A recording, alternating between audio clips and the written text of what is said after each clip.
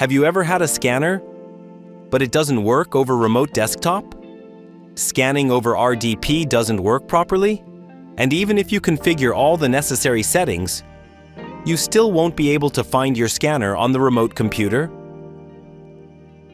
Here's a 1-minute fix that actually works. USB Network Gate.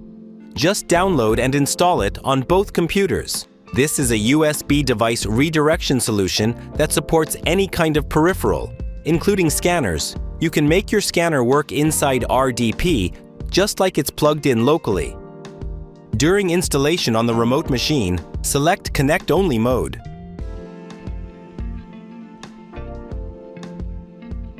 Then restart both PCs.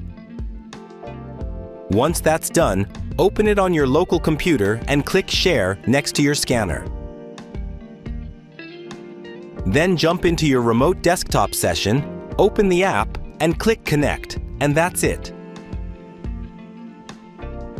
Your scanner shows up in Windows and works with your normal software. Thanks to USB Network Gate, you can scan remotely while using official vendor-provided software. And it has so many more uses than that. Give it a try. If this saved you time, hit like and subscribe for more quick tech fixes like this.